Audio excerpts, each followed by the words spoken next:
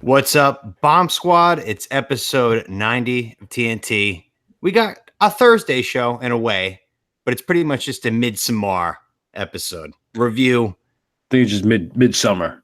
Midsummer. Am I saying it wrong? Midsommar? It's spelled like that because it's like Swedish, but yeah, I'm just midsummer. reading it like it's supposed to be read. Midsommar. You're just That's how reading it they say like a French asshole. I'm reading it like a Swede. We are joined by cousin J Mac, one of our favorite reoccurring guests. J Mac, how you doing? All right, Sam. Thanks for having me back, guys.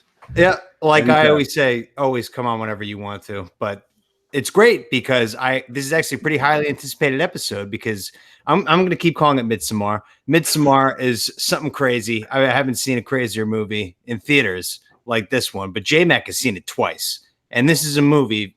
If you have not seen it, requires definitely 2 times seeing it. So Yeah, we're going to dive into that. yeah. First, I just want to go back to I think it was last episode, or maybe the episode before, when we did the Ask a Skinny Guy. Oh, I want to touch back on that. okay. So, if you guys remember, I was having some chafing issues. So like I was at a loss. I was just like, how do I get this fixed? And then it's like the day or the day after the episode got released, cousin J Mac, lo and behold, gives me a call, fellow big man. And he gave me a good tip. So he told me about what was it? Was it Armor Hammer? Is it Armor Hammer? No, what was Gold Bond. Gold Bomb. Gold Bomb's Some power. friction defense. No, it's like, so he was telling me about it. It's like a roll-on like deodorant looking thing, and Okay. you just roll it on your thighs, right? You lather it up nice, roll it on, and I'm just like, just fucking gliding out there. I'm like Silver Surfer, just like going all day, no problem. So I know you were having some problems with the armpit and the deodorant. Yeah. Maybe you should check out this one. But I just want to let everyone know the chafing has subsided. That's huge. So I mean, there's no question for the skinny guy. It's just like hey, this is like we fixed. Yeah, it. no, it was just kind of. I figured the bomb squad would want to know how much chafing was doing, Yeah. so just filling you guys in. It's fixed. It's fixed. Yeah. Thanks to cousin J Mac again. Here to save the day. That stuff's a miracle worker, man. I wouldn't make it in my unair conditioned job if it wasn't for that. Oh man. Walking 20,000 plus steps every day that I do work. Yeah. Walk Do you have every day. any? Well, we already know the answer. I put Old Spice deodorant on the other day, and I just got that rash. Like it's so bad. I took a picture and sent it to your cousin Tones. Like it's hurting like shit. I have to minimize movement, but it's just the formula. Whatever the deodorant is, the original like scent, it's hell on earth. Not worth it. But I told you, just buy a different deodorant, man. Like it's not that hard. It's Deodorant. Is it the original old? Yep. Because I used that one. I never had a problem with it, but sometime, what was it? Right guard? There was like a right guard sport that I was using at one point that fucking gave me a rash. And when I switched back to the regular shit, I think it was right guard. Anyway, it was just like there was the regular one and the sport one. And one time I bought the sport one and it was fucking me up, I guess, whatever different shit's in there.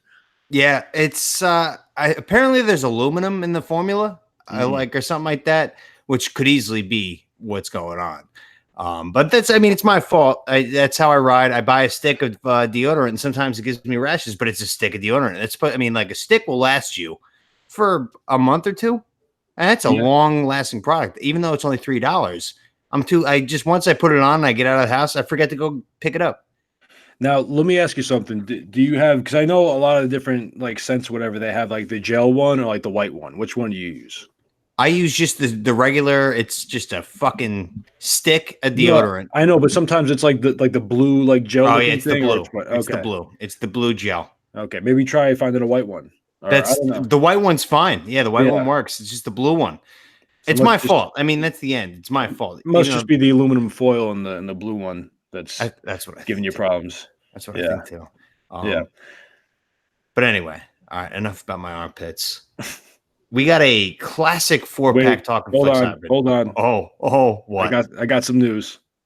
Is it good or is it bad? It's bad. It's all right. bad. Oh, wait.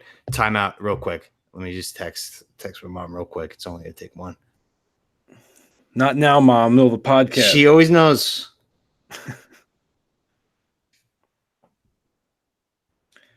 Listen, Mom. Tones and cousin J Mac are waiting on me. I must go. Must go to my people. I'll be text you back recording TNT. She's just gonna send me a rolling eyes emoji. All right, ready to go. So 900,000 people want to raid Area 51 to quote unquote see them aliens. I don't know if you guys have seen this. Have you seen this Facebook group that started? I've seen the headlines, but I've only heard about it. I haven't looked into it. So it's a bunch of people who want to just fucking bull rush Area 51. Yeah, they figure if they got enough people, they all just run in at the same time. That like the government can't stop them. But I don't know. Like, so what do you guys think about this? Because this is just a wild idea. Yeah, I guess the quote says they can't stop us all. I'll go first. Okay. Obviously, they're giving whoever can stop it like a month in advance, like heads up. Like, hey, they're organizing, trying to ambush this Air Force base. Like, we just need to get some tanks out here. You bring 1,000 people, 1,000,000 people. If we have tanks and like choppers above that are just like, if you come anywhere near this base, we're gonna blow you up. Yeah, they will. You got to make this more of a fucking guerrilla warfare tactic. Like, organize it through like pigeons, ravens. Send notes. Make it all on paper. You can't just be like putting on Twitter like we're doing this. Everybody like sign up. The government's gonna be like that. Well, that's not gonna happen, guys. Sorry. Yeah, I mean, and my thing is, who knows what kind of like weapons they have? There's like, oh, they can't stop us with machine guns. Like, well, who knows what other kind of weapons they have there? Just like maybe they have like a death microwave that just like takes out 1,000 people. They got drones they could send out and just destroy anybody that's trying to come near that place. Right. Within 20 miles. Yeah. Easily. Yeah, they probably have drones with miniguns. Just they act like they gotta, they'll not stop all of us like they're using muskets still or something. Like, they really want to stop you guys to stop you guys. It's the nail on the head. They're just like, yeah, like we're going in. There's nothing you can do that could stop us. It's like, yes, there is. There's a million things we could do to stop you very fucking easily, you morons. This will never happen. Like the other day, I woke up, I saw all these like memes and posts about it. I didn't know what the hell was going on. So I checked it out. And apparently like it started as someone did it as like a joke and they caught a following. And now they picked a date where it's like, this is going to happen. Yeah. I don't think anybody's going to show up, but there's like a little piece of me that hopes that it does just because I can't wait for the fuckery that will go on if 500,000 people show up outside of Area 51. That would be crazy if every single person showed up. Honestly, I think like maybe like 100 people will show up, like 100 crazy people, and they'll just be like, well, we don't have enough numbers. We can't do this. Yeah, it's the same 100 people that stand outside there with binoculars hoping to see something. Yeah. Like, let's say it's 100,000 people show up, right? Mm-hmm. And it's like they have the tanks and they have military copters like ready there, but there's a guy in a megaphone who says like, I know it seems ridiculous, but anybody who tries to rush this base is facing 65 plus years in prison with no parole. Who's going to stand here now and do this too? Then you'll lose more than like 80% of the people that are there. And if they try to bull rush, then they're going to jail for the rest of their lives. Yeah. That's if they can catch all of them. You know what I'm saying? Like, if I'm sitting there, I'm not going in, but I'm pumping everybody up. Like, there's no way they'll take all of you. Go get them, Yeah. And as soon as they start running, you just get back in the car and leave. Yeah. It's like in Braveheart or in like before William Wallace has to give like the legendary speech. It's people are just like, the English are too many. And then you just roll out and leave. Stop. Do not flee. It's gonna be like literally that battle. If it has the same result as that battle in Braveheart, like they actually do take down Area 51 and like aliens, and the place goes nuts. What are we gonna get out of it? There are aliens. Look, they're here. What are they gonna do? Like go in there and free them? You know what I'm saying? Yeah. They're gonna break them probably out. be the biggest mistake of all time. Yeah, I love the memes that I've seen. I saw one. It's like an alien, like an alien doll, like dressed up with like clothes, like laying out on a bed with a phone in his hand, like my alien, like waiting in Area 51 for like I'm outside text. You're like ready to go. He's all dressed, ready to go. I saw another one. There's like a picture of like a little, probably like a foot and a half tall, like alien, like toy doll or whatever, just like standing in a dark doorway. It's like, oh, the alien I saved from Area 51 wake me up at 3 a.m. and asking how to use the microwave or some shit like that. It's just ridiculous shit. But yeah, what are you gonna do? You're gonna like take an alien as a pet? First of all, there's definitely no aliens in Area 51. Like there's just not what it is. Even I don't know if you guys are familiar with Bob Lazar. Yeah. Yeah, he even commented on it now and was like, "This isn't a good idea." I saw that. He was like, "Even when I was around, there was never aliens in Area 51 itself. Like, Yeah. the last person who tried to get in there was shot. Maybe you guys should fall back." Like there's plenty of stories around it, but it's a military base. You can't just rush through a military base without like getting fucking shot. My favorite thing though is if they did get in and like try to free aliens that were in there, and the aliens are in like some chamber where like, you know, it's set up to their atmosphere or some shit. So they bust the window and now every alien just drops dead immediately. Yeah. We did it. Like, we got them. We're free. Oh shit. It's like War of the Worlds. Like they just catch a cold and they all die. Yeah. Yeah. It's just crazy how fucking nuts people are. I mean, that's the bottom line. It's like Area 51 has like such a great story behind it. Maybe at one point something did go down there where like you know, a UFO, a crazy unidentified ship crashed into the desert and they brought it in. They did experiments. That happened in the 60s, right? Or the 50s? Yeah. Well, I mean, cousin J Mac mentioned Bob Lazar. He's this guy that he claims to have worked at not Area 51, but like a different compound nearby called S4. And he said back in the 80s, I think it was they had alien spacecraft that they were like trying to reverse engineer.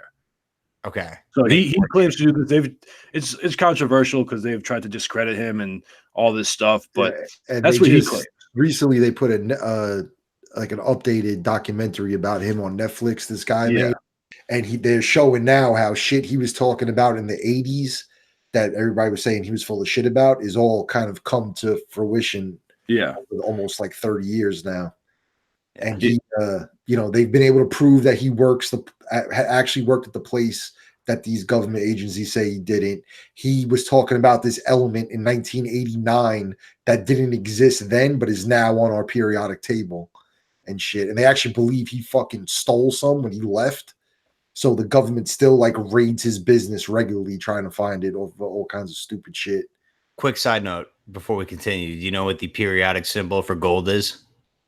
AU. AU, give me back my gold. Fun way to remember it. But anyway, so yeah, this guy is fascinating, but I feel like there's a million stories of people like, oh yeah, I was there. Like this is how it went down. And like none of it's consistent. But I mean, like if it did happen, do you think like I feel like Trump, of all the presidents that we've ever had, he'd be the one who saw that and like, I gotta tell people. This is the one that gets me votes. I honestly don't even think they told him like they all don't tell. Doesn't he have access to the Book of Secrets like what Nick Cage is going after in National Treasure 2? There's just one giant book with all I think because the presidents change, you know, it changes every 4 years. Like I don't think they get access to all that. Like I'm sure they know some shit's going on, but I don't think they keep them up with like the details, you know. Well, the rumor is Bill Clinton had said before he got elected that he would tell it. Was it Clinton or Carter? Somebody said it. And reveal if they're aliens or and apparently the legend or whatever it is, at the time Dick Cheney was in charge of like the CIA and shit. And when he was being briefed when he got elected, he asked about it, and Dick Cheney told him that's on a need to know basis, and a curious president is not a need to know basis. Oh, okay. So they probably exist. Like so Dick Cheney knows. We got to ask Dick Cheney. We got to get to the bottom of this. DC? Oh man. He's worried about everything. Like, I mean, I'll tell you, if they're hiding it from us, it's probably because like it will cause a crazy reaction, right? So there's a reason to hide it, and that's why it does make sense. But I don't think there's any like real evidence in Area 51. Yeah, I think it's more of just an experimental military base. Like you said, maybe at one point there was alien shit there, but now that everyone knows about Area 51, they're not going to keep that shit there. Like it's probably at some other base we don't even know about, like Area 52. You know, why would they keep it there? It's obvious. It's an obvious target. Like if it's that like much, I mean, this is never going to happen. And like it circles all the way back to people who are on Twitter, like, oh yeah, this date and this time we will all line up and we will charge Area 51. They're like, okay, that's good to know. That's great information, says the government. Let's line up everything that we have to make sure that they don't rush this military off-guard base.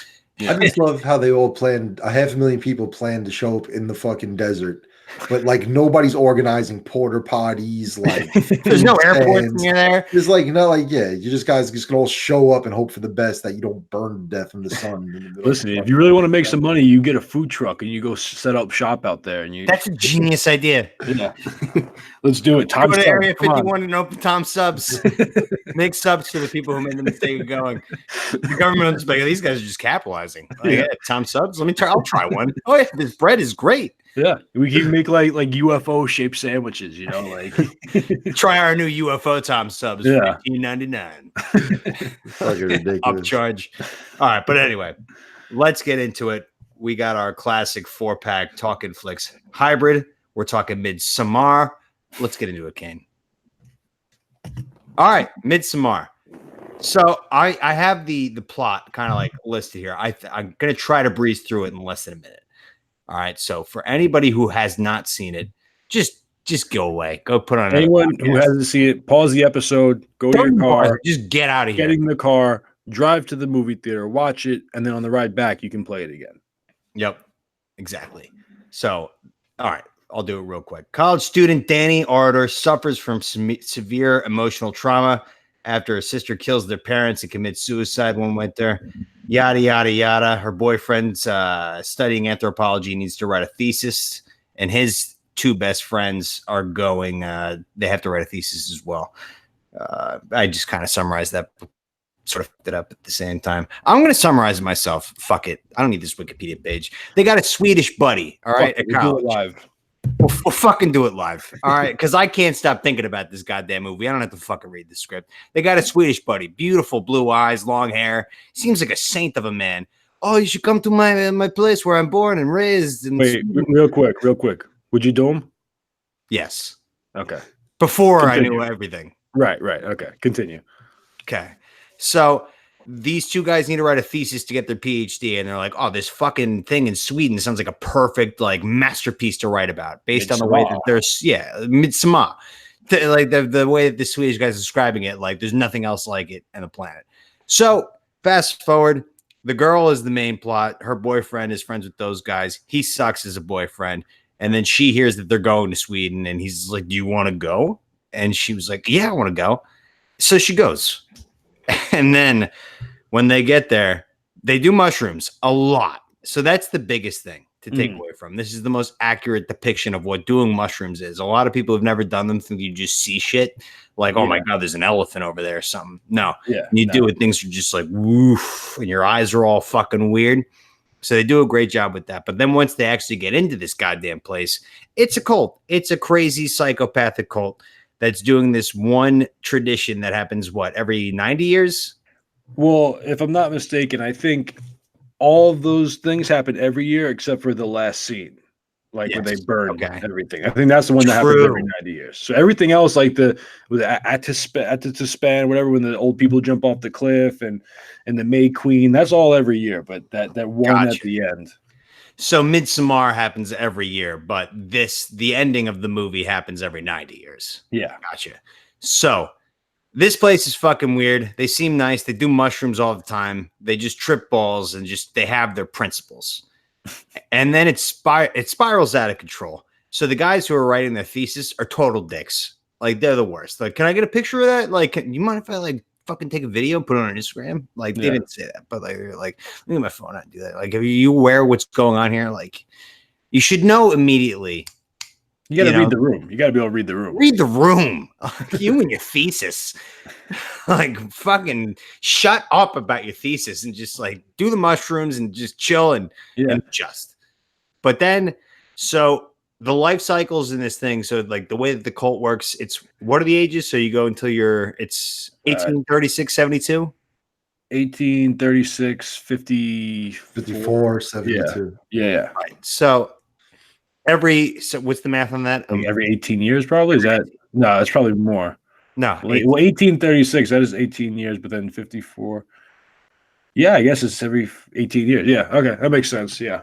So the first part of the life cycle, you're just a kid. You get to do whatever you want, live in the place. Then the middle part, you're a laborer. You have to just, go to the coal mines, basically. Well, you go out, you explore the world. That's where they met Pele, right? He was they out. go on their pilgrimage, they call it. Yeah. Between 18 and 36, they could go out, explore the world, find people to bring back. It's that like kind of shit. Fresh blood. It's like Rumspringer for the Amish. Go out and get fresh blood. I didn't pick that up, so this is good that we're talking about it. I thought it meant like the Amish, like it's time to build that wooden, like you had to go build a new house, you know. Yeah. So that's good to know. So that's crazy.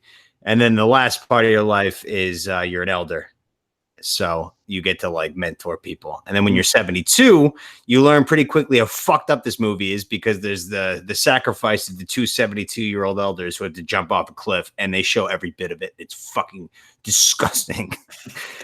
It's horrible. Yeah, we were talking about like the lady. She was smart. She belly flopped. She was dead right away. But the guy, what are you doing, man? He did a pencil. He did a pencil into the pool. Pencil dive into Jesus. And he shattered his legs and didn't die. And it was so gross. And there's a sledgehammer there the entire time. So it was like, it might as well have been like the fire extinguisher.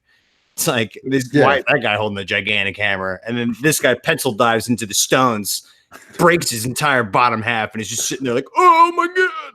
And then they go over, and like 4 of them take times just slamming his head and bashing it into the goddamn ground. Well, so this is interesting, because I was reading the screenplay a little bit, and apparently, because you said that they hit him 4 times, they got one person from each stage of life, like one in the 18 group, one in the 36 group, 54. Like each one took one swing, because he was dead after the first one, but they kept going. They did 4. So that was an interesting little tidbit. They got one person from each season of life. It's like, because it's ritualistic. It's a ceremony. Everything that they did in that movie kind of had like a purpose. Oh, absolutely. Like I was watching an interview with the director and the 2 main actors, and they were like, the biggest thing that we could tell you, because this is before the movie came out, they're like, the biggest thing we can give away is just look at the walls the whole way. And the movie was like written out on the walls the entire way. And it's like that scene, though, that was when you knew shit got real, because it took like an hour and a half to get to that point. Yeah. You're like, where the fuck are we going with this? It was a very slow build. Very slow build.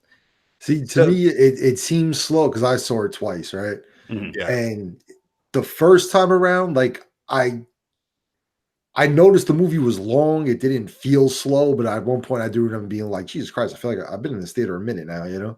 Yeah. But the second time around, it was like the fastest 2.5 hours of my life. Well, because and even like I wasn't like complaining about how long it was. Like I said the same thing, like, wow, this is kind of a long movie, but because like every step of the way I was trying to like look for clues, look for some kind of foreshadowing, like. And I guess going through a second time, you do realize that because there's a ton of foreshadowing in the beginning part. So you saw it way before I did, and you were like, you have to go see it before the next podcast. So I was like, all right. Yeah. So I got a 10:05 a.m. tea time yesterday to go see it. So I knew this director basically, like Hereditary was super detailed, like, because I remember that movie, I turned it off after 45 minutes and this movie fucking sucks. And then I finished it the next day and I was like, this is the greatest fucking horror movie I've ever goddamn seen. So I was looking for every little bit in that movie. I noticed that Danny, the main character, had a picture in her room of a grizzly bear going nose to nose with a girl with a crown on. So I was like, that's got to fucking mean something. Mm-hmm. Then the thing that you didn't notice, Tones, that I was texting you is when they were all together and Christian was about to tell the boys that Danny knows about Sweden, and I invited her. I don't think she'll go, but then she ends up taking it. There's a book on the table that says the Nazi or like learning the Nazi language of the place that they're going. I always forget the name. Haldestad or something. Yeah, like learning the Nazi language of Haldestein. So I saw that. I was like, Nazi, that's a big fucking word. Like, that's a big deal. So, like, wherever we're going, I know it's bad. So I'm going to look for Nazi stuff. Right. You see any swastikas on the walls? I didn't. I stopped paying attention to the walls after the 2 elders jumped off the cliffs. I was so freaked out after that happened. It was terrifying. It was only side note, real quick, while we're breaking it down. So I was the first one in theater, and it was 10:07. It was 10:05. I thought I was gonna have the theater to myself. I was texting Tones, like I was like, I got this whole fucking place to myself. It's sweet. And these two fucking fat chicks who had to be over 220 pounds each, both with blue hair, come in and they just start yapping up a goddamn storm, laughing at everything, just talking, cracking jokes, and I'm just like, you think this is funny? You think this is a joke? They wouldn't shut up the entire time, but this movie was so captivating. I was kind of able to like not hear them, even though they're right in front of me. There were only 4 people in the theater. So it was those 2 girls, me, some guy by himself, and the guy behind me who was by himself. But anyway, so that was the atmosphere. So when shit started to get really fucked up, we'll skip forward. So the guy, the black guy's doing his thesis. One of the 2 guys doing his thesis goes into the sacred temple where the scriptures are held. Mm-hmm. You can't take pictures of that. Oh, no. Like, right? So he sneaks out in the middle of the night, goes, takes pictures of it, gets killed by a half-naked dude that's wearing his best buddy's face. Because his best buddy, I skipped over it. His best buddy accidentally took a piss on a tree, and it turned out to be like one of the Swedish guy's ancestor tree. So that was a big deal. So he got killed. Bang. Then this guy tried to take a picture of the scriptures. Dead. Gone. Where are we next? I feel like I'm skipping over a lot. Yeah. You know what? I got it. You got it? Okay. I got it. So when they first get there, there's 2 British kids. They're outsiders brought to this place with the Pele's brother from Sweden. So the 2 people who are like in that stage of life where they can go out and recruit, bring people back. After the elders jump off the cliff, the British people are just like, fuck this. I'm fucking out of here. They're gone. And you just assume that they're like, they went to the train station and they're out. Well, the boyfriend left first. Yeah, the boy, she's looking for her boyfriend. They tell her that the truck can only fit like one other passenger at a time. So he went ahead and they'll bring her to him in a little while. Yeah. But she's like, and she's losing her shit because like, he'll never leave me. Why would he leave me here? That kind of shit. Yeah. To which Danny is seeing and kind of freaking out on her own. Yeah. And that's what leads to that dream that she fucking has, that all the guys jump in the car and take off on her. Yeah. Yeah. It's like a Toyota Camry. And I don't know if you guys noticed this, but she has that dream. The guys take off. That one jerk off Mark is looking out the back window like laughing the at big her. kid. Yeah. And she goes to fucking scream and the black like smoke comes out of her fucking mouth. That's to symbolize her sister doing the exhaust pipe.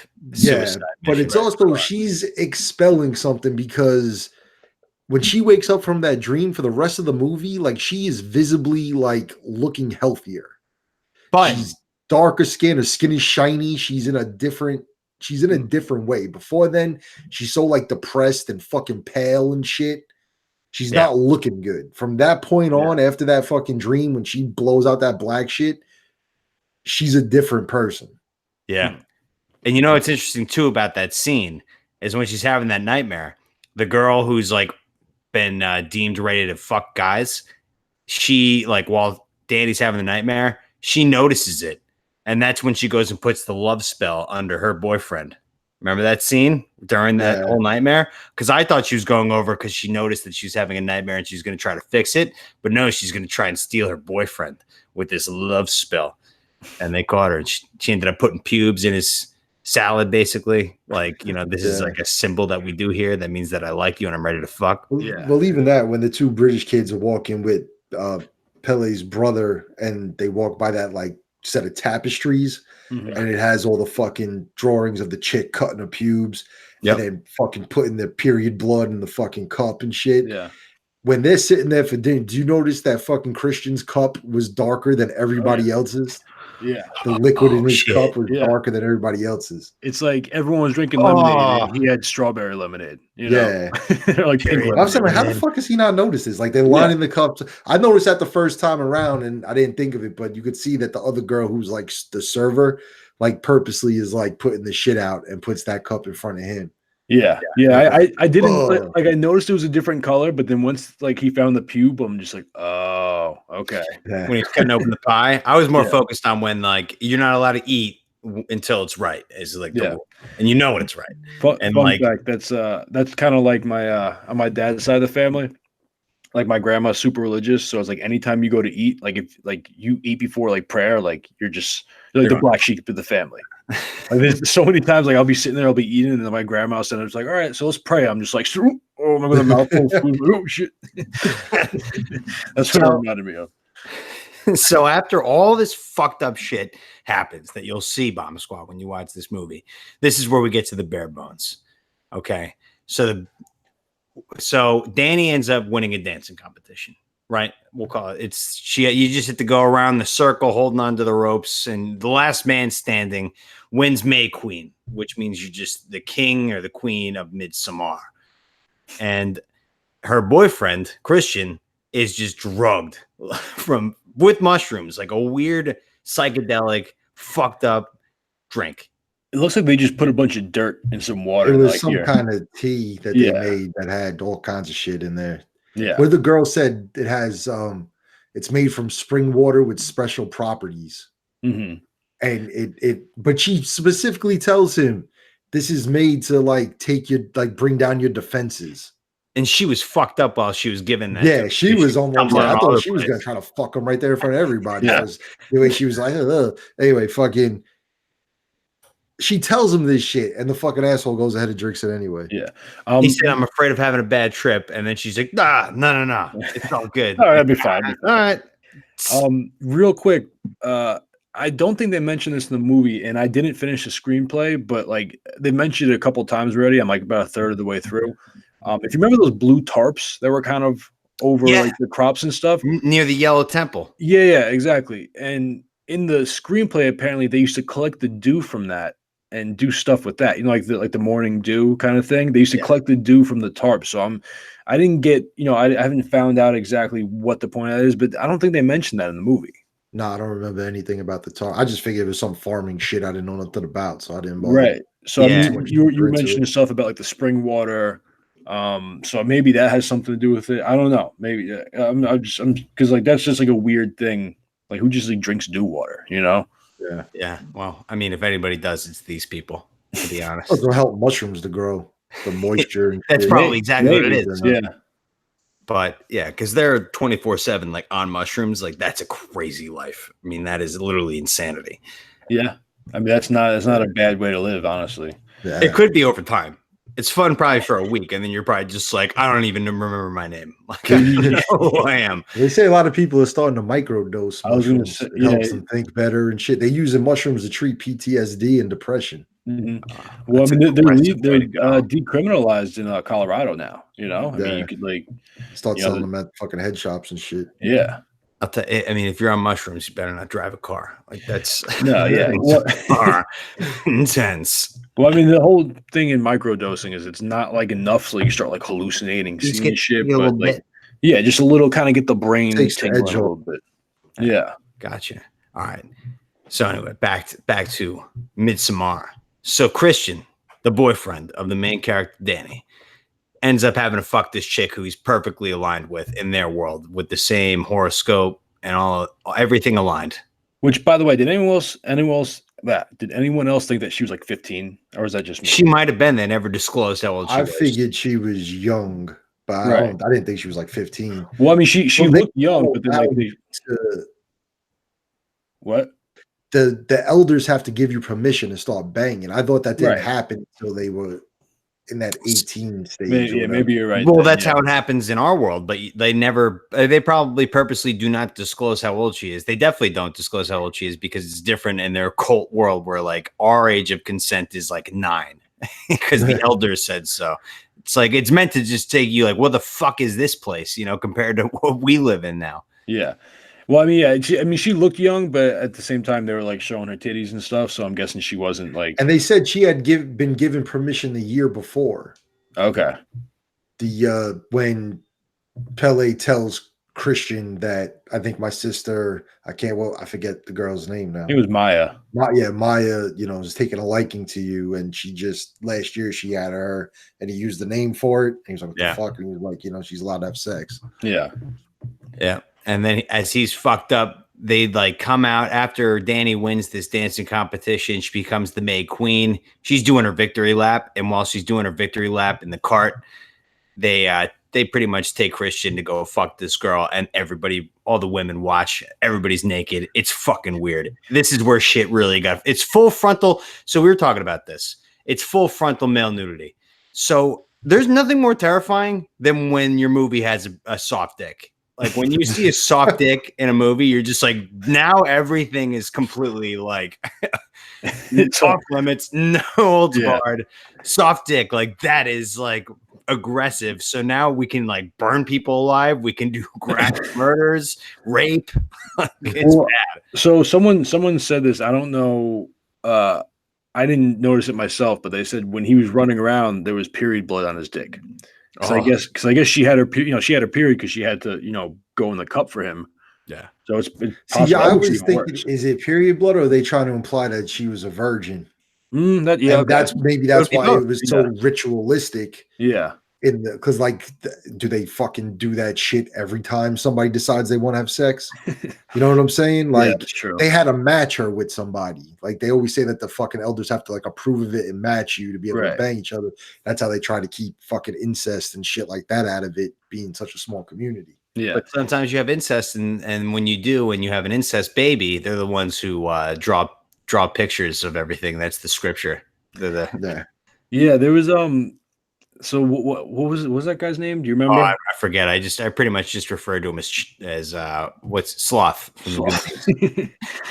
Yeah. No, I mean that's I feel like there's more to him than like they let on. You could tell. So like there's 30 minutes of director's cut to be added on to like when it's out on DVD. You could tell this guy definitely made like 7 hours of movie. The mongoloid dude, whatever the fuck, the inbred guy. Sloth. I thought he was going to be a bigger part of the movie because I believe they show him like in the trailer a couple times. Yeah, he's been on the cover of like Fangoria magazine I seen online. Like they had him on like the cover of it. Mm-hmm. Yeah, so it's like for him to have such a small role, or he's a big deal in the community, but as far as screen time, he really wasn't all that.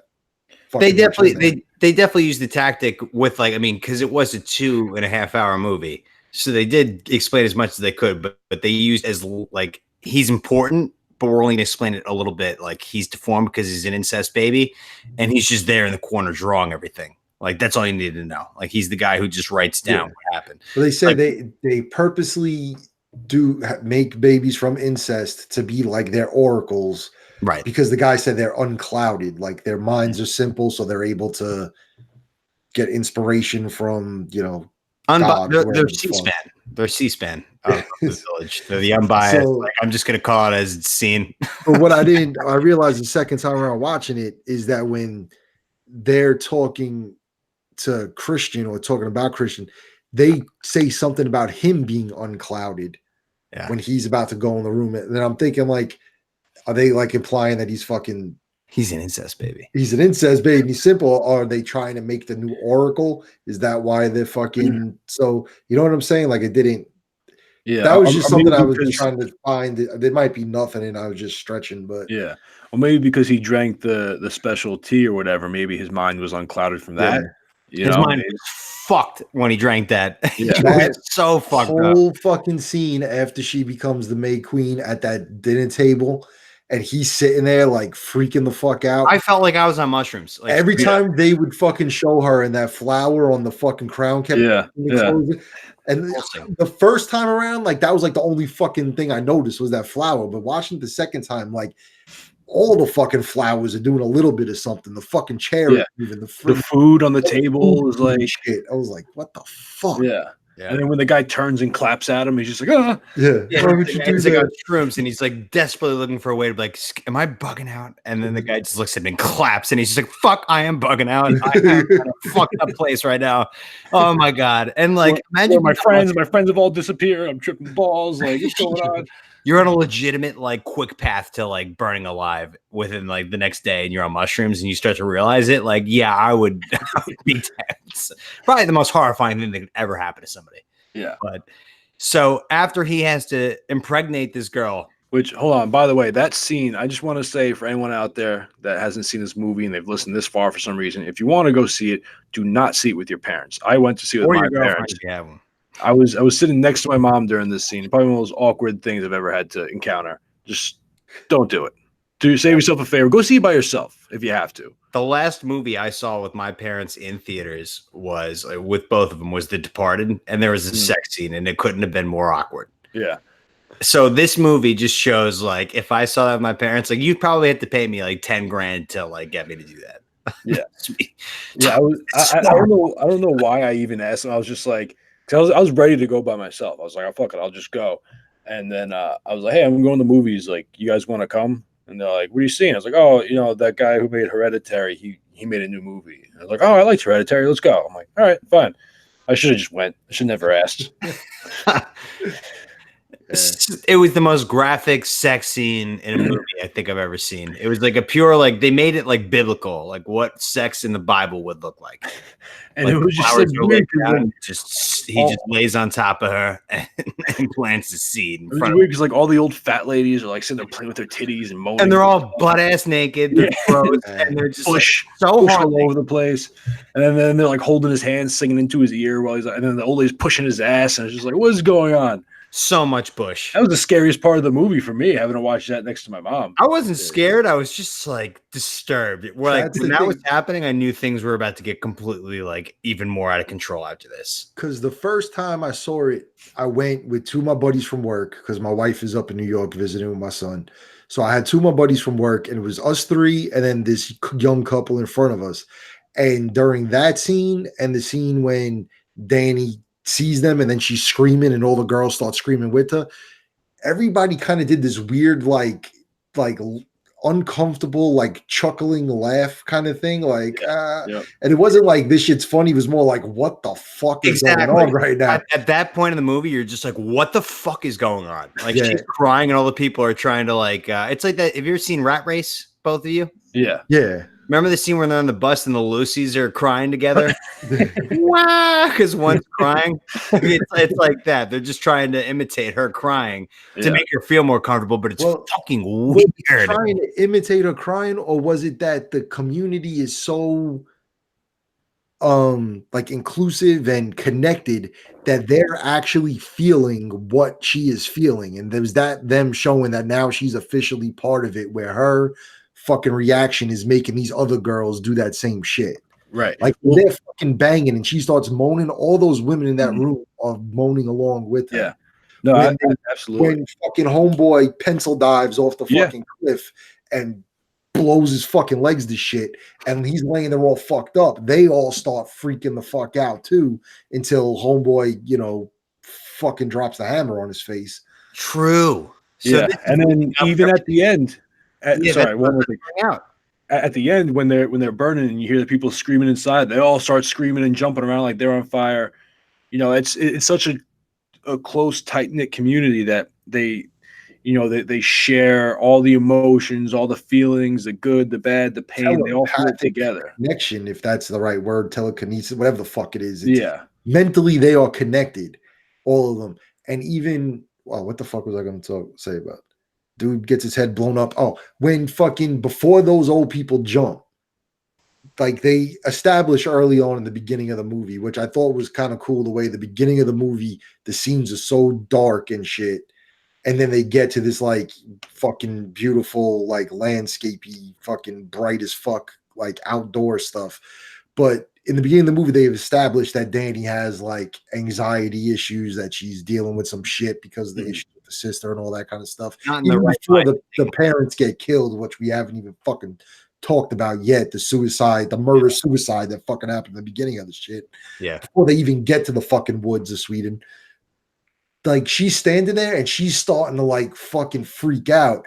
And you think it's just she's like this girl who's riddled with anxiety, but was she already connecting with these fucking people at the point that she was feeling the anxiety of these people about to jump off the fucking cliff? Would you say that this community is probably a group of people that have lost their entire family and went to this cult to have like that lifestyle?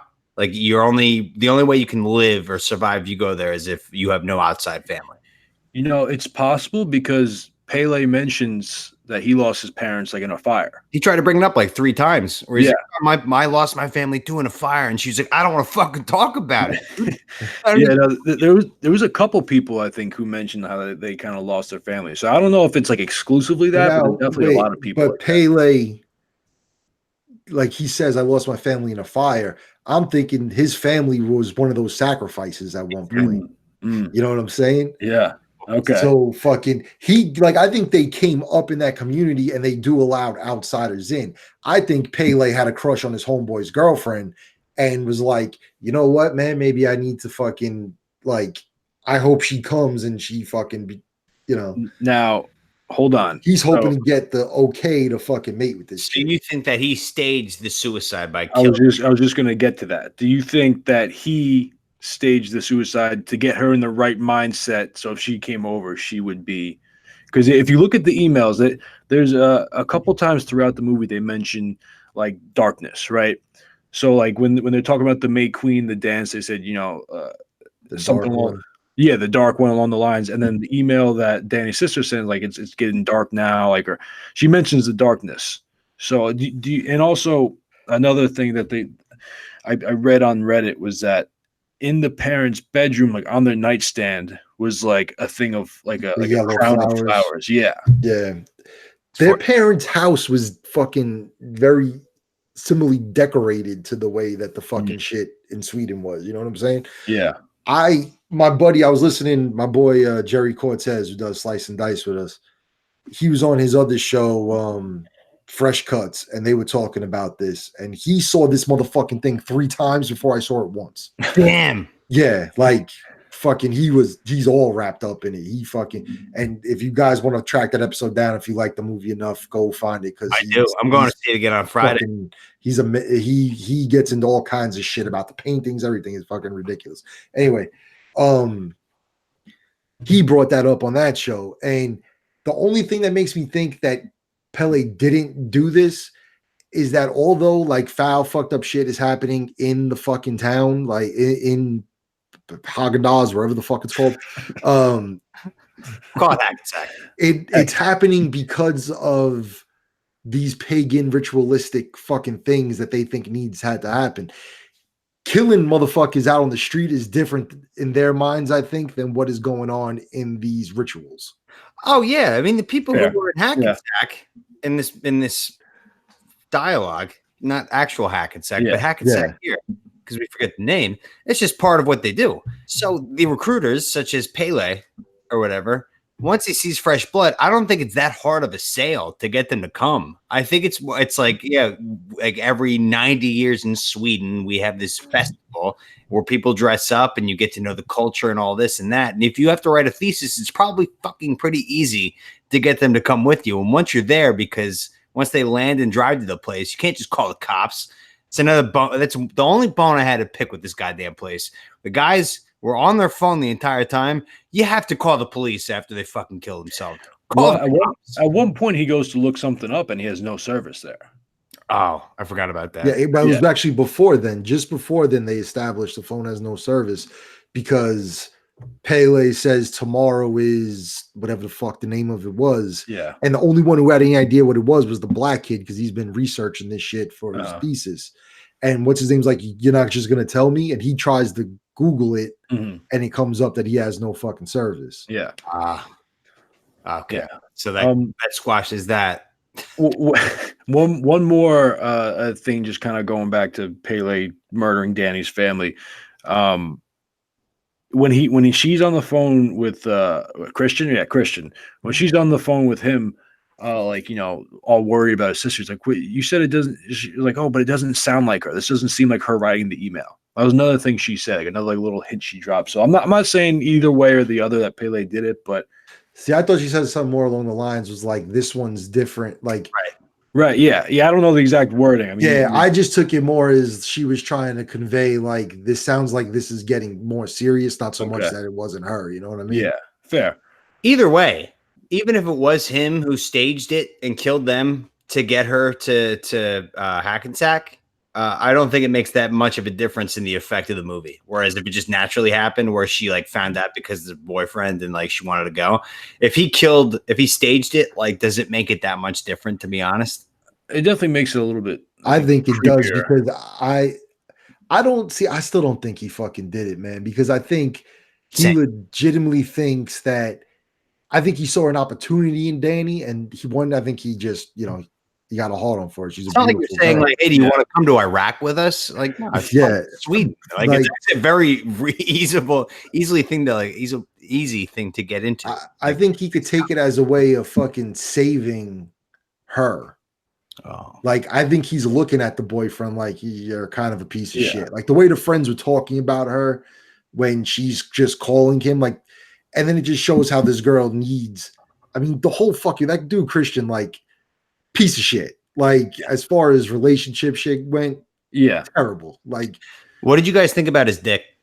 It was a fine dick. Nothing wrong with it. I thought it looked terrible. I couldn't tell if it was uncircumcised or not. It looked like a fucking like. I mean, how do I you- guess you would know more than us. well, how do you but- stylize a penis, bro? Like, none of them are really fucking. J-Mac, there's a mushroom cloud, and then there's like a fucking. Have you ever seen Tremors with Kevin Bacon? Yeah. There's that. Oh, so you just okay. So is it circumcised or uncircumcised? Circumcised and uncircumcised is Okay. the metaphor. Yeah, I mean, I wasn't like studying it that much to really. It's a bad dick. I'm telling you. Okay. It's No, not- I mean, I wasn't like studying it, so I was like, all right, that's a dick. yeah. It's weird though, like just in general, you see so many boobs and like even like Bush in movies, and like once it's a floppy penis, like it just gets weird, Floppy dick scares the shit out of me. Very odd fucking thing. It's terrifying. It's a horrible looking thing. And you see it so like not frequently when you do see a soft dick on like a motion picture movie. You're like, oh, so this means that like we're dabbling on rated X. Yeah. Well, they said for a couple of weeks they had the NC-17 rating. They had to, like, I guess they petitioned and they got it changed, but because of the dick and that whole scene, they had it NC-17. But if I was an actor, and this is a long shot, but if I had to show my dick in a movie, I would be like, no, it's going to be hard. Like, I'm not.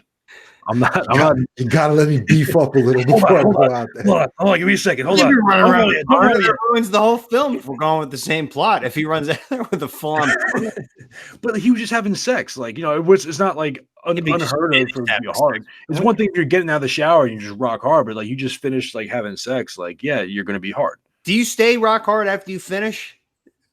No, that's true. I guess not. Yeah, that's fair. But maybe like there was something in the tea that like made him like it's kind of like a Cialis Viagra tea trip. Yeah. Yeah. That's true, but They had that fucking cup of smoke for his for your vitality or some Oh shit. yeah, I made him breathe that in. Yeah, it could just be like vaporized Viagra. which is a great segue because after he fucks this girl and he's running all over the place naked with his soft dick flopping all over the place, he's like looking at every place he can get into. Nothing's open. He finds like the back garden house, like the greenhouse, The chicken coop. yeah, the chicken coop. And he looks outside. There's nobody coming after him. And then he looks over, and the British guy who everybody thought went to town is sitting there in a blood eagle position, which means that they cut out your back and then removed your lungs from your spine to make them look like wings in your back. Yeah. Like a very creative, horrible torture ritual. So you're still alive, but which is a real torture ritual used by Vikings. by Vikings. Yeah. Day. So he's sitting there like that, and that's when the entire audience is like, "What the fuck?" Then he looks around There's and like flowers in his eyes, like they have like the they took his eyeballs out and put him in with flowers, but they're pulsating a little bit because he's still on fucking mushrooms, basically. Yeah. And then he turns around while he's in shock, and they blow this powder into his face, and he becomes fully paralyzed. Like he can see everything and feel everything, but he can't speak, move, or anything. He's just looking around. So then the May Queen, our main character, Danny, is sitting there, and the cult is pretty much explaining to her, hey, this requires how many sacrifices is it? 9? 9, 8? yeah. Nine is the number that keeps showing up throughout. I mean, the whole ceremony is 9 days. Every 90 years they do the thing. Like 9 is a big number in this movie for whatever reason. I don't know why. I don't know, J-Mac, if you've done any research on it, but that is a number that keeps showing up. Yeah, I didn't do anything specific, like look that up specifically. Or Okay. anything. Because it's, I mean, if you look at, like Christianity, the Bible, the number 7 is always showing up, 7 days, Yeah. whatever. But like it's 9 that's their thing, the Swedes. right. So that you had the 2 elders jump off the cliff. You had all the characters who pretty much showed up except for Danny and Christian. They all died. So that's 6. Then you have 2 volunteers of the cult who are like, I'm willing to sacrifice myself for the noble cause. And they're just like, great. So Danny only has to choose 1 more, and then the sacrifice will be complete. And she picks Christian because she fucking caught him doing this sexual ritual with that redhead girl, and it was terrifying. Yeah. She fucking Barabbased him. She Barabbased them. Great call. And then all of a sudden, the last 10 minutes of the movie, they had a bear the whole time. Like the bear is like the symbolistic animal for the entire thing, or the symbolic animal. They got him. They put Christian, who's paralyzed, can't say a word, but is completely aware of things that are going on, into this bear costume, zip him up, put him into that yellow temple with the 2 sacrificed people, stuffed versions of the 2 elders who killed themselves, and stuffed versions of the guys who came and got killed. And it's terrifying. Like one of them's like a clown. It's just stuffed taxidermy. They're with hay, basically. Mm-hmm. And then they just burn the place down. And you have to watch the perspective of Christian, who's paralyzed but aware of everything, just like realizing the fact that he's about to get burned alive. And then the 2 sacrifice guys who think that they had no pain coming, they thought it was going to be an easy deal. They're staring at each other and just like, here we go. Like, this is what we all came here for. And they just start screaming. And that's when I was like, this movie is fucked. That is horrifying. So that's an interesting part, is that the 2 guys that volunteered, when I think I was telling you this when we were texting, but the first guy, I don't know what order it was, but one guy they told us, like, may you feel no fear and may you feel no pain. They told that to each of them. And the guy they told not to not feel any pain, as soon as he started burning, he starts screaming, right? In pain, screaming. And then the guy who they told to feel no fear looks at the guy screaming. He's like, oh shit, I'm about to burn to death. Yeah. So it's like, I don't know if that's supposed to represent like, religion and how it's just kind of all bullshit. That's kind of what I took from it, is like, oh, don't worry. You're not going to be scared. You're not going to feel any pain.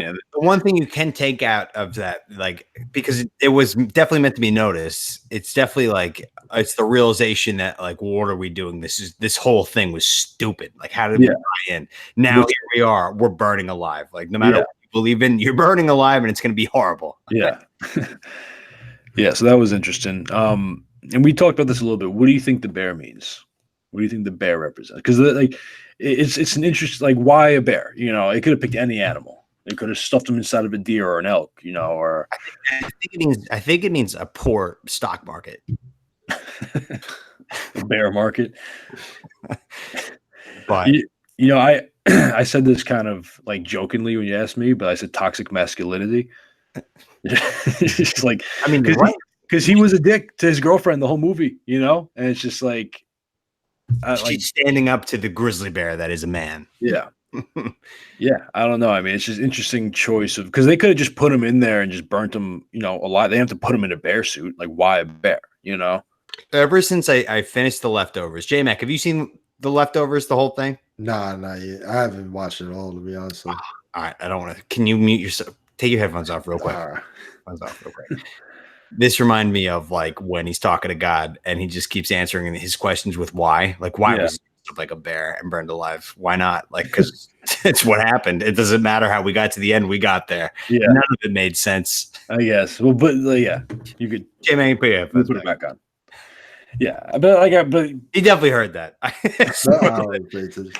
But I mean, this director, I mean, he doesn't like, he's not the kind of guy that just does shit to do shit. Like there's definitely something there. I don't know if anyone kind of cracked the code yet, but I think there's definitely a reason behind the bear. But I do want to say, for as big of a dick as Christian was to Danny, she was also a handful too. Yeah. The whole movie, I mean, big time baggage. Like, listen, he should have done the right thing, a while ago and broke up with her. But, the fact that he kind of just like stuck around and like he could like, he just didn't want to be in that relationship. So he was just kind of being like a dick to kind of like get her to kind of, he was going like 90% for her to go like the extra 10% to end it. She just never did because she was like, well, she's busy with murder suicides and within her family. Right. Well, at that point, it's hard to break up with the girl. But like I've dealt with girls like this who just have like so much drama going on. It's just like, oh, I don't God. dealing with a girl that's got a murder suicide. Well, not like that, but like they'll have like drama, like, oh, can you believe like she said this, blah blah blah. I'm just like, I don't care. Like, you know, like I hate drama like that. You know, we've talked about this, how much I hate drama. So like I get it. Like he was still a dick. I'm not saying anything he did was right, but like I definitely get why he was a dick to her. Like she was, I don't want to say she was asking for it, but she kind of was. She had some baggage. Okay. Yeah, definitely some baggage. He shouldn't have told her about Sweden. But the bottom line was that he did. And the end of the movie was her watching this temple burn with him inside of it. And she was crying hysterically. But then she kind of smiled, started crying again. And then at the end of it, she was like, you know what? This is the most awful thing in the world, but I've lost my goddamn fucking mind. And at least this is a family that actually cares about me. And then the movie fucking cuts. And that's when you get up and you're just like, what the fuck was that? Right. Holy shit. and that's kind of, you kind of touched on what I think the whole movie is about, you know, because from the start, she loses her family, her entire family. No matter how it happened. Like, you know, yeah, regardless of how it happened, she loses her whole family. Her boyfriend's a dick. It shows her no empathy, you know, like, and even at times, like there was after the suicide scene, with the not the suicide, when the old people jumped, like you can tell she was visibly freaked out, and he was just like, oh, like, okay, you need a minute, like, she's fucking flipping out, like trying to leave, like he never bothered to even listen to what she had to say about anything. Right. And he's just like, well, you know, we put old people in nursing homes. They find that disturbing. Like, which made sense. Yeah, it did. But then he tries to scumbag his friend by fucking stealing the idea to do his thesis on this shit.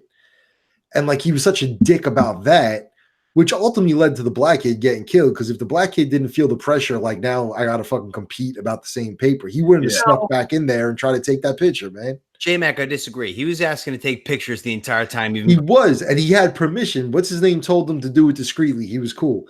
The only time he got shut down, no, he asked to take a picture of the book, and the guy was like, no, it's forbidden. Then that was after he found out that Christian was trying to do the same thesis as What him. if Pele never actually asked the ancestors? What if he was just like, fuck it, go do it, so that way you could die and I did my job? Well, he brought the old, like the elder, like brought him in and showed him the book. Like they wouldn't have done that if he didn't have permission, you know. But they also knew that he wasn't getting out of there alive before that. True. So why not just tell him? True. Yeah, but I mean, like, yeah, he was just like a dick overall. And even, you know, when the girl was Connie, I think her name was, when the British girl, when her boyfriend left, she you know, Danny goes up to Christian, who's talking to like one of the, you know, the townsfolk, and he's like asking him all these questions. She's like, oh, did you see, you know, Connie's boyfriend just left without him? Can you believe that? He's like, yeah. Okay, but like, what about this? And just goes back to the conversation. Like anytime she's visibly upset. You know, he immediately asks about incest. Yeah. Like, yeah, that's cool. So what do you guys do about like inbreeding? Like, does that happen a lot? Because there's not a lot of people around here. It's like, Jesus, buddy. But I mean, there was all that shit. Plus he forgets her birthday. Yep. He fucking doesn't even remember how long they've been dating. That terrible boyfriend. I mean, like the worst boyfriend. That's the worst possible fucking boyfriend you could have for a person who does have the need when you have to deal with all this. You're already fucking an anxious person. And she's on the phone with her girlfriend saying she feels bad about what she puts on him because of how fucked up she is. You know what I'm saying? So doing all of that, like I found her as fucking sympathetic more than annoying. Like I was kind of looking at his fucking friends like, just because your friend's a jerk off and won't break up with a girl he doesn't fucking want to date doesn't mean this is a bad fucking girl. You know what I mean? Yeah, no, for sure. And in the beginning, I thought she was annoying, and then as I kind of saw like all the shit she had to deal with, she became more sympathetic. But I think, you know, all this adds up, and then, you know, it comes down to the scene where she wins the Maid Queen, and then she looks through the keyhole and sees Christian banging Maya or whatever in that weird situation, and all like the girls just gather around her and they're all crying. Like that's what she's been looking for this whole time, just someone to kind of share the load with her. You know, I think I mean, it definitely physically like felt good, that situation, but she lost her mind. No, for sure. But I think just like seeing that there's other people that would empathize with her, like the way a family or friends should. Think of the way she was crying when she got the news about her parents. They have that scene of them on the couch and she's laying on his lap. And he's not, I mean, he's just staring off like, Jesus Christ, is she done yet? Yeah. And she's fucking wailing, bro. Like, that's like mental breakdown fucking crying. That sounded painful, that cry. I think that girl deserves at least a nomination for this. Oh, she was fantastic. But most horror movies don't get love like that. Like, I thought not this one. They're not going to get any looks. What are you kidding me? This is the grossest movie ever.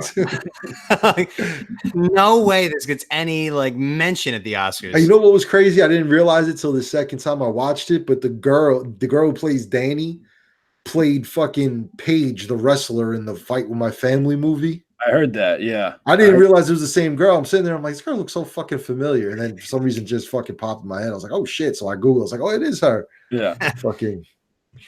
She had a frustrating frown. Her frown frustrated me. But if you look, that's what I think made that last fucking scene when like that smile slowly comes to her face so fucking like eerie, is because the majority of the movie she has such a fucking grumpy Gus face on. Mm-hmm. And that was the other thing that the second time around I appreciate better was the whole maypole dance fucking scene. Yeah. The first time I watched it, I was sitting there, I'm kind of like, all right, like they're dancing around the fucking pole. We get it.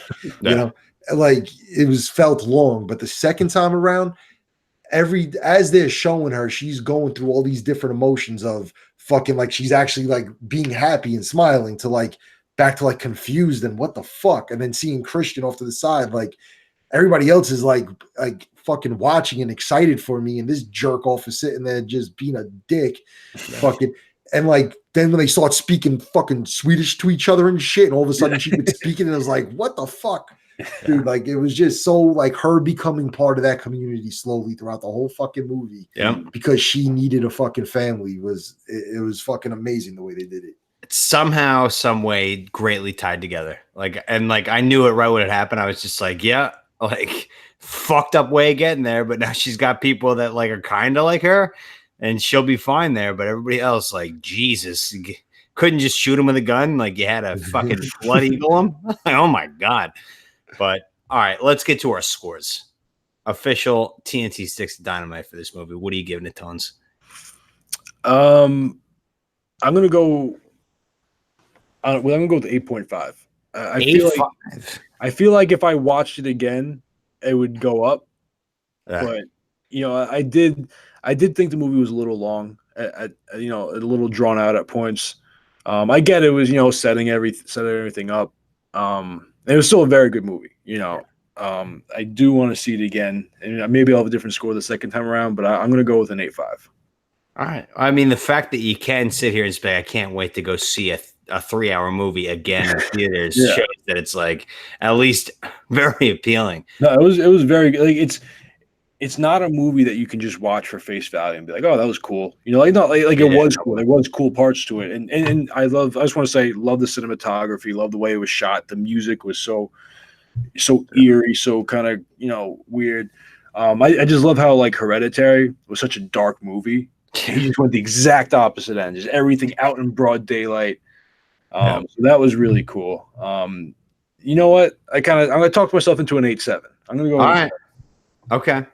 I already wrote mine down. 9.2. I gave it a 9.2. I think I gave a Hereditary 9.3, but I think that this is better than Hereditary. Ooh. So I had to see it again though, like you. But let's get it to J-Mac, who's seen it twice, who has the answer.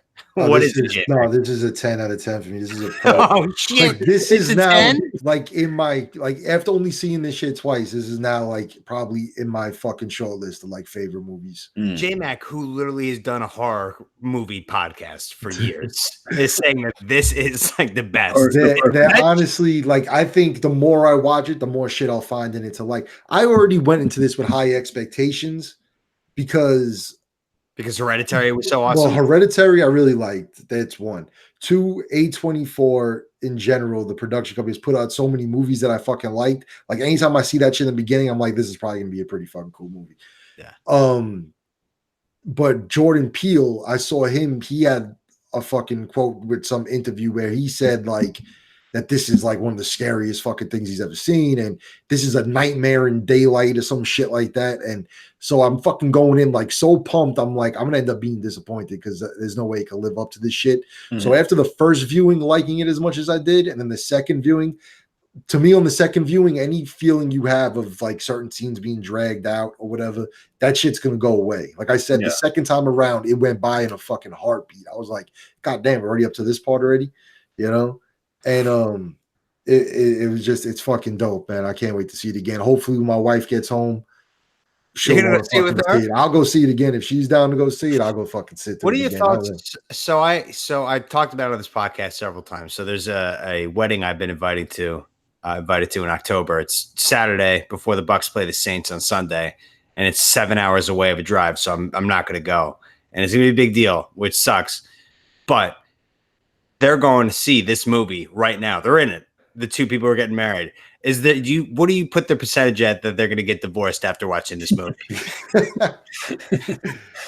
I don't know, man. I'd have to know them personally to get me at a play. Like my wife would probably like this. Yeah. You know what I'm saying? Like she would be like, you know what? After watching this movie, you're a dick. She really liked Hereditary. She likes, the fucking like The Shining and shit. Like when I watch stuff like she can enjoy. She actually likes more of that psychological horror stuff better than the typical old like slasher type shit. You know what I mean? Fucking yeah. So I think she'll get this. Side note, I showed this to you, Tom. J-Mac, did you see someone did a deep fake of Jim Carrey on The Shining? Yeah. Well, I saw that real quick, and I thought they were coming out with like a new one with Jim Carrey. I was like, holy shit, like they're doing a new Shining, and I found out it was some asshole just doing a deep fake. I can't believe you fell for that. I saw that after you sent it to me. I was just like, not even close. I was at work and someone like showed me like, oh look, like Jim Carrey's doing a new Shining, and he showed me like the quick like GIF of him like typing or whatever. I was like, oh shit, like that is Jim Carrey. And then I looked it up like an hour later when I got time, and I was like, fuck, it's fake. I was watching it after you texted me. I was like, this is basically like Jim Carrey as Jack Nicholson in The Shining. It was his face like plugged into Jack Nicholson's face. All right, we got the scores. So that took, how long are we at? How long did we do that? Let's see. We are at hour 10. We did about 15 minutes before the movie. So, all right, I'm going to skip one question. We'll get this one out of the way real quick. What was better, Midsommar or Hereditary? Rapid fire. I'm going to say Midsommar is better. Yeah. I think this was a better movie. I think Hereditary was a better horror movie. I don't like there's definitely like very creepy and eerie and unsettling. I don't really think it was a horror movie. This Midsommar is like Exorcist 3 compared to The Exorcist, right? Hereditary was The Exorcist, and this was like a totally different movie, but kind of similar, like same director, but like it was more of just an unsettling mystery with no real big jump scares. Just like this is just scary in general. Yeah, the idea is scary. The idea the entire way is like I know nothing has been terrifying yet, but this is not going well. Yeah. I'm scared. Whereas like Hereditary had like it's just like gonna be like ghosts, like the girl like doing the clicks and stuff. Like there was definitely like a lot creepier, scarier moments in Hereditary, but I think Midsommar was a better movie. Yeah. And J-Mac, we already know your answer. You gave it a 10 out of 10. Man. What did you give for Hereditary? I really liked Hereditary. I'd say it was up that. It was probably my favorite movie of 2018. Yeah. So you're all in on this director. Like, I'm so far like I can't be mad at anything he did. It's just everything he's done so far has been a fucking home run. 2 for 2. Yeah. 2 for 2. And I look at like Jordan Peele with Get Out and then Us, and it makes me excited for whatever these guys come up with next.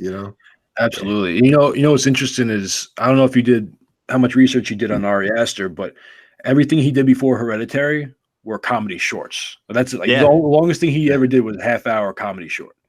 Yeah. So he goes from that to Hereditary, like, and he even said like his next movie probably isn't going to be a horror movie. Like he wants to like kind of, which I'm a weird comedy movie. I think he said he wants to do. I understand wanting to diversify, but like you're fucking like on the cusp of being put up there with like the fucking greatest like horror movie directors of all time, being a master of horror. Like, let's get one title done, then we could fuck around a little bit, Yeah.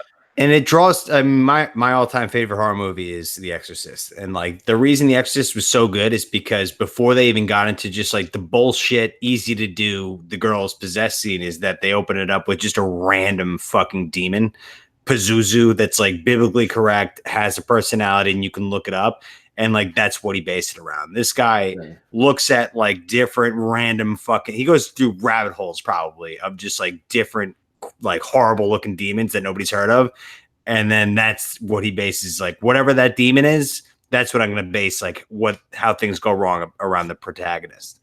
That's what he did with Hereditary with Payman. What do we call him? I don't remember. Payman, that's his name though. That's his actual name. Yeah. But even with this movie, I mean, all of those rituals except for the last one where they set everyone on fire, those are all real rituals. Like even the suicide of the old people, that's something that they do. Like he did his research on it. I would say even all the runes, like all the fucking writing and shit is all that shit's legit. Like if you look up specific stuff, like that's And with Hereditary, he was like Payman is a demon that's described as a guy he's a guy, but he's got feminine futures, and like his whole thing is like he needs to have a male like personality, and he can destroy like all. That's what people believe. So like his whole thing was like he's got a girl's head and his mom's body, but now he needs like the guy's soul, and that's why that whole ending happened in Hereditary. That's why you're just like, fuck, this wasn't just like Mike Myers walking around killing people on Halloween. This is like fucking deep rooted people believing in psychopathic religions, like kind of plot. I mean, what was cool to me about this and Hereditary, essentially like those final shots are the same shit. Just like the dude standing there with the fucking crown on looking, and then the end of this, the girl standing there with the fucking crown on looking, you know? And even he's always got a winner. Take notes, D&D. The fucking what's it called? The little cabin that they burnt those guys in was very reminiscent to the fucking final room, that the tree house, whatever the fuck it was in Hereditary. Yeah. You know, like the architecture and shit. And you know what was weird? Like a lot of this movie reminded me of like a fucking Wes Anderson movie. Yeah, like the way it was filmed, the bright colors and all that shit, and somebody like in the foreground and stuff. But J-Mac, you fucking reminded me. I came up with a genius theory last night when I was smoking pot. Holy shit. So remember when they're on the flight to Sweden and she comes out of the bathroom after she's crying, and it kind of looks like the plane's gonna crash, like the engines rear up and it's the camera's going out of the window, and then all of a sudden it's like in the car in Sweden. What if the fucking plane crashed and this is like a weird, like lost afterlife? That'd be crazy. Yeah. It could easily be possible. I said, like, when he told me this, I was like, I like where your head's at, but no. But why did the plane fucking freak out? I guess it was probably just to amplify how scared she was. It was a foreshadowing of things to come. Like there's going to be turbulence. We love it if this plane crashed right now instead of like what's about to happen. I fucking loved in those early scenes too, like all the shots of like them and then like somebody being in the mirror. Like there was a lot of shots of like, you know, like when the sister was behind her, like with the hose in the mouth, like when she was first tripping on shrooms. And that part. But I'm like, even earlier on, like when she's talking to Christian, like his, or vice versa, like his, you don't see him on camera, like you see his reflection in the mirror as they're having the thing. When he's with his boys, there's fucking reflections and shit. Yeah. Very well shot. Very well shot. Yeah, it really was. The whole movie. And also, quick before I fucking forget. When she wins the May fucking crowning, and they're fucking like all like congratulating her, she's walking, and that woman, it's her fucking mother, walks by her. She goes, "Mom." It's like, now was she just fucked up on the psychedelic still, or was like the spirit of her mother trying to say like, this is where you're supposed to be, like you're home now, like this is your family, I'm fucking here. She quickly sees her mom, and then like she's like, "Mom," and then like that's it, and they'd go like touch up on that again, but like no, Pele practically tongue fucks her before they take the picture. You want to make queen? Yeah, when they put her up on the fucking thing and they're walking, carrying her on that platform. As they're walking, they're showing like the group of people behind her, and they're walking with her up on the thing. In those trees, it looks like those fucking trees almost make a face. Like I gotta rewatch it because I noticed it this second time around, and I'm like, if I fucking rewatch it, I bet you there'll be something there. Now, I kind of completely forgot about this part, but I don't know if it was before this or after that. But at one point, they dig a hole in the ground and they put like rice and like meat and like eggs in there and they bury it. Like, do you have any idea what the fuck that was? Yeah, that was the May Queen blessing their livestock. Yeah, blessing the That was, harvest. okay. Yeah, it's like, supposed to. Okay, I guess I just kind of missed that because I was just like, "What the hell?" Like, they just put like a fucking chuck steak and then like a couple eggs and some rice and like let's just bury that. Like, yeah, okay. all the assets they had for making food, she blessed it by doing that, and she knew how to speak Swedish out of nowhere. Like it was really interesting. But all right, And she fucking starts freaking out when the dude's burning to death with them. She looked like a fucking snail because they had to cover it in all that fucking flowers and shit. And then when the dudes finally die, and I guess the connection went away, is when she fucking does the creep smile at the end. That was like, what the fuck? She was like, "This is horrible, but it is what it is." Like they're all. And I mean, essentially, she had to get rid of Christian. You know what I mean? Like she had to leave everything from that life behind and find a new family and start over. Christian is the only choice she had. But I'm thinking, say she didn't pick him, is he going to be afforded the opportunity to live there? Because they show Maya crying as they fucking coming out of the fucking barn and shit. Like Maya's crying as she's walking back to her house. Like she fucking thought she had Christian as a mate now. Yeah. But I'm thinking like Christian, all of a sudden the paralysis shit wears off. Like, is he going to be like, yeah, I'll stay? You know what I mean? Yeah. If he wasn't the one picked to fucking get burned to death. Oh, they didn't give him a chance. Yeah. So it was fucking phenomenal, man. It really was. And this is the last thing because we had to move on we're going to do one last question after this, but this is the last thing I'll say about it that we're on it. I couldn't the reason that the movie is so horrifying is because I couldn't think of a way of how something more horrifying than what happened to Christian is how they paralyze you. You can't speak. You can't move your arms or legs. You just sit there in a wheelchair, but your eyes are wide open. You can't even blink. You're so fucking awake. And they just put you into a fucking grizzly bear that they gutted and make a zipper out of it, zip it up, wheel you into this fucking teepee and light it on fire as you look out at your girlfriend. And you can't even scream or anything. Oh my God. I was sitting just like, this is the most fucked up thing I've ever seen. And the one guy, because there's only 4 people in the theater, like I said, once it was over, the guy behind me, we both stood up at the same time and kind of stretched, and I looked at him. I was just like, oof. nothing to say. Have a good day, buddy. After that. Yeah, it was as soon as that scene ends, you're just sitting there trying to process it. And you're like, what did I just watch? All right. So last question to wrap up the show. It's going to take 8 minutes tops, right? We'll try to keep it at that. We both have. Did you write a plot, J-Mac? I thought of I don't have nothing too detailed, but I got give it to us. So we're gonna do screenplays, best, most fucked up screenplays. Boy Scout goes hiking with his boys rather, and then the ice cream man comes. All of a sudden, fucking Iraq nukes us. Fucking twists and turns. You get it. What do you got? Yeah, I'm just I'm down in the fucking sticks and out in Florida, so. The things that bother me most are fucking cannibals and rapists. And fucking all I can think is about being out, taking the family on a little fishing trip down some river out here, floating in front of the wrong cabin, and it's just, cannibal rapist. Fucking that's the shit that legitimately bothers me, in movies. Especially I have a hard time watching fucking movies where chicks are getting raped, spit on your grave type stuff. Those movies probably disturb me more than anything else. They bother me, you know what I mean? Oh yeah. They I just that shit annoys me. So to me, that kind of stuff be most disturbing. What were your thoughts on Deliverance? I saw that shit once, and I was like, dude, what the fuck? I don't even remember all that much about it. I was just like, all right, that's enough of this. Squeal like a pig. Squeal like a pig. Whoever wrote that, whoever the writer was, I always like to imagine what these actors are thinking when they first sit down and read the script. When you're that actor who just squeal like a piggy boy, just all right, and then we make him squeal like a pig. All right. So I guess I'll go next. So I haven't thought about the actors or who would play him, but there's a guy. He moves to Portland, right? Has a new job.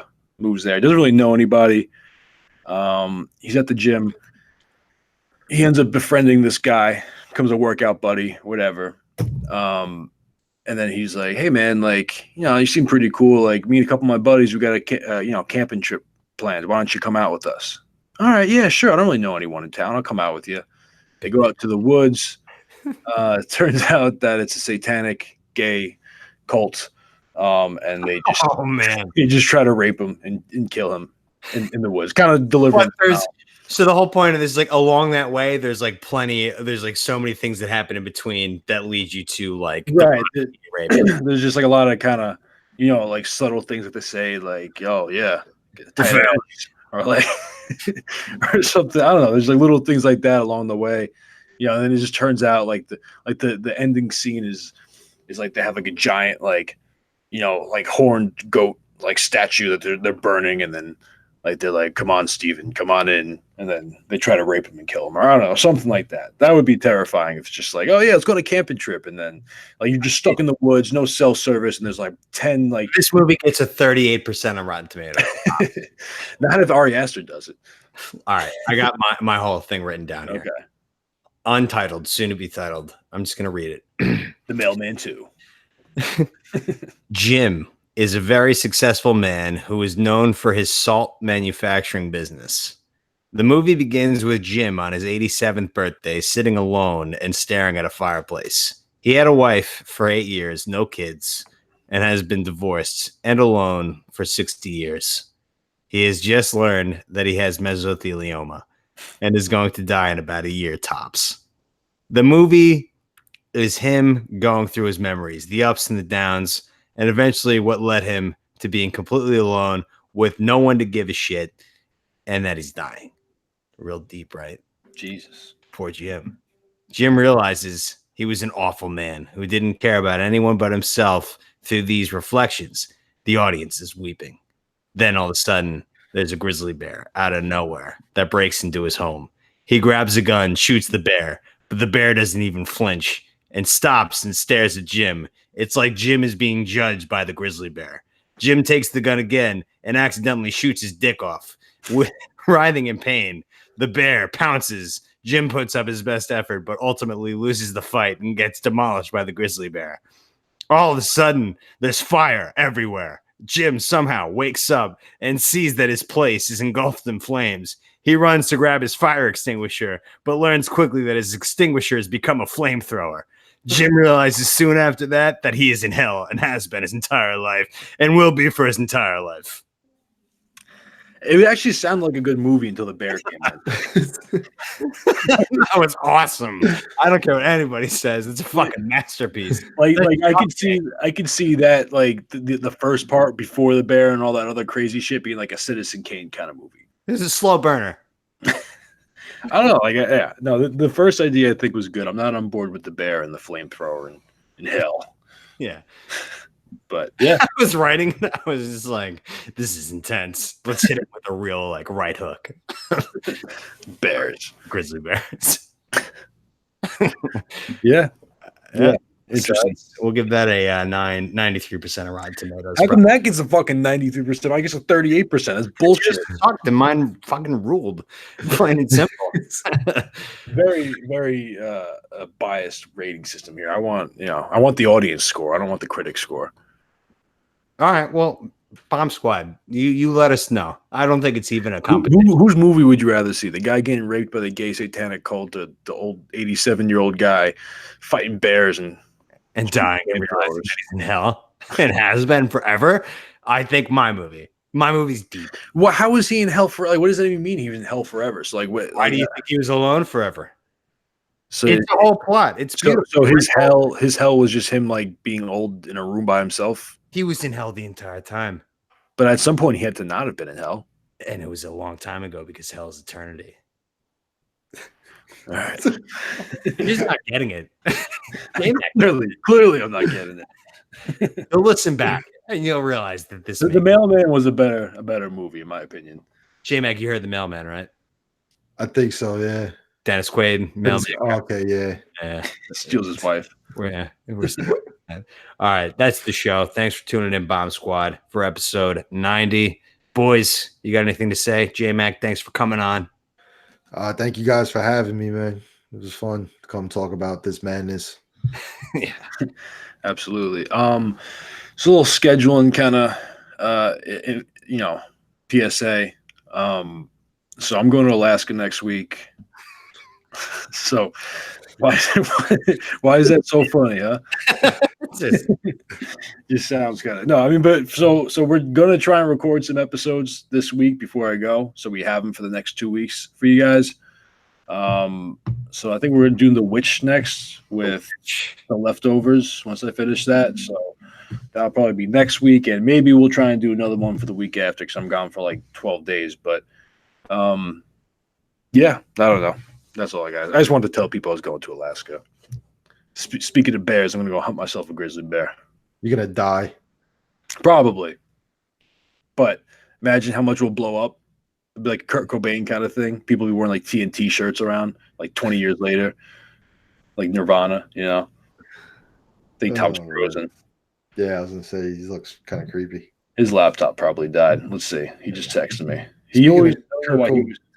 Speaking of Kurt Cobain, did you see that there's that Instagram page VMix that like photoshops like crazy pictures together, and they made one of Kurt Cobain and Snoop Dogg, and Snoop thought it was real and retweeted it. I remember this day, some shit like that. No, you don't. Yeah. So Tom's computer died. I don't know why he insists on recording without his computer being plugged in, but so yeah, Bomb Squad. We'll see you guys next time. Thanks again, J Mac, and you guys enjoy your week.